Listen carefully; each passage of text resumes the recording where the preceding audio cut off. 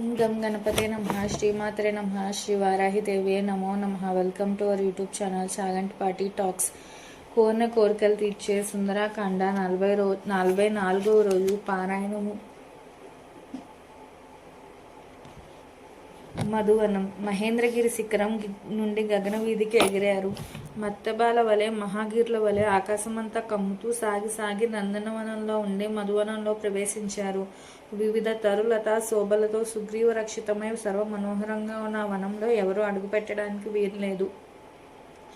సుగ్రీవుని మేనమామ దధిముఖుడు వనపాలకుడు. ఆయన అప్రమత్తంగా రక్షించే వనంలో ప్రవేశిస్తూ వానరులందరూ అంగదుని చేరి మధుపానకాంక్ష వెళ్ళబుచ్చగా ఆ యువరాజు జాంబవంతాది వృద్ధులతో సంప్రదించి వానరులకు అనుమతి ఇచ్చాడు. అంతలో పట్టరాని సంతోషం కలిగి ఆ వానరులు మధుపానం చేసి కొందరు పాటలు మొదలుపెట్టారు. కొందరు ప్రణామాలు, నాట్యాలు, నవ్వులు, తిరుగుళ్ళు, దూకులు, అతి ప్రసంగాలు సాగిస్తున్నారు. ఒక చెట్టు మీద నుండి ఇంకో చెట్టు మీదకు దూకుతూ, చివరి కొమ్మ నుండి నేలకు దూకుతూ, నేల నుండి వృక్షాగ్రాలకు ఎగురుతూ, ఒకడు పాడుతుంటే ఒకడు నవ్వుతున్నాడు.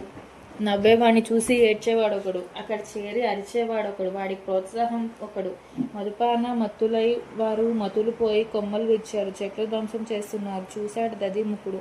క్రోధంతో వచ్చి వారించిపోయాడు. కొందరిని మందలించాడు, దూషించాడు, దెబ్బలు వేశాడు. వారందరూ దధిముఖుని దండించడం ఆరంభించారు. గోళ్లతో రక్కి, పళ్ళతో పీకి, కాళ్ళతో తన్ని నానా హింసలు పెట్టారు. వానరులందరూ హనుమంతుడు మరియు యువరాజు అంగదుల ప్రోత్సాహంతో మధువనంలోని ఫలాలు భక్షిస్తూ మధువు తాగుతూ అడ్డు వచ్చిన వారిని చావుగుడుతున్నారు. దోసిలలో కొందరు తాగుతుంటే మధుభాండాలు చంకలో పెట్టుకుని పోతున్నారు. కొందరు త్రాగి కొట్టుకోవడం మొదలుపెట్టారు. కొందరు చెట్టు మొదట నిలిచారు. కొందరు ఎండుటాకుల మీద దొల్లుతున్నారు. తూలేవారు కొందరు, తోసుకునేవారు కొందరు, కూతలు కూసేవారు, నిద్రపోయేవారు, సింహనాదాలు చేసేవారు, అట్టహాసాలు, తాడనాలు, మత్తులో ఉన్నవారు వారందరూ. పానమత్తుడే ఉన్న యువరాజు అంగదుడు ఒళ్ళు తెలియని దశలో దధిముఖుడు నేల మీద పడగొట్టి చితకబొడిచాడు. ఆ దెబ్బలకు మూర్ఛపోయిన దధిముఖుడు కొంతసేపటికి తేరుకొని అనుచరులను వెంటబెట్టుకుని సుగ్రీవుని చేరి మధువనంలో జరుగుతున్న విషయం గురించి వివరించి తల వంచి దోసిల్లొగ్గి, ఇంత అకార్యానికి కారకుడు అంగదుడు అంటూ పాదాల మీద పడ్డాడు. సుగ్రీవుడు వారిని లేవనెత్తి, నీకు అభయమిస్తున్నాను, విషయం వివరంగా చెప్పు అన్నాడు. వానరేశ్వర, నీ తండ్రి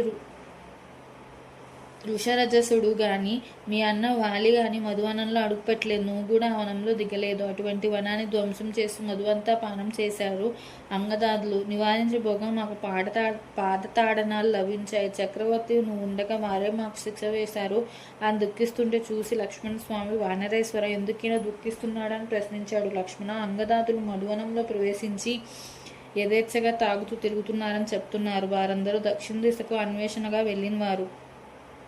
ఆ వనంలో వారు స్వేచ్ఛగా చరిస్తున్నారంటే కార్యసాధకులే వచ్చారన్నమాట. కాకపోతే ఆ సాహసం వారికి రాదు. నిస్సందేహంగా వారు సీతను చూశారు.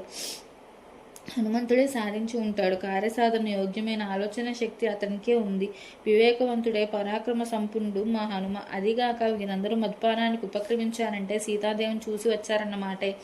కాకపోతే బ్రహ్మదత్తమైన మధువనంలో కాలు పెట్టడానికి అంగదాదులకు ఎన్ని గుండెలు కావాలి? వారు సీతను చూశారు అనడంతో రామలక్ష్మణులు పరమానందం పొందారు. సుగ్రీవుడు కార్యసాధకులై వచ్చిన అంగదాదులు ఏం చేసినా క్షమించాలి. సింహ సదృశులైన హనుమదాదులందరినీ మేము చూడగోరుతున్నాం, సీతాన్వేషణ విశేషాలు వినగోరుతున్నాము. ఆ మాట విని దధిముఖుడు సుగ్రీవ రామలక్ష్మణులకు నమస్కరించి తన అనుచరులతో మధువనం చేరాడు. అప్పటికి మత్తు బదులుతున్న వానర వీరుని సమీపించి చేతులు జోడించి అంగదుని సమీపించి, యువరాజా, మా అపరాధం మన్నించండి. ఈ వనం మీద మీకు అధికారం ఉంది.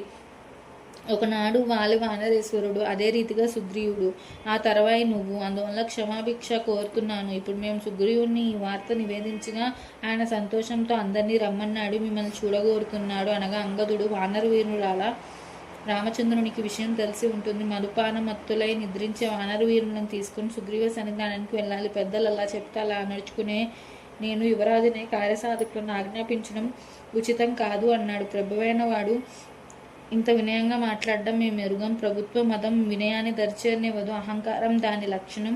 ఇది నీ భావి శ్రేయస్సుకు మార్గం. నీ మాటల మీద మేమందరం సుగ్రీవ సన్నిధానానికి రావడానికి సిద్ధంగా ఉన్నాము అన్నారు వాళ్ళు. అలా అయితే నడవండి అని అంగదుడు ఎగిరాడు.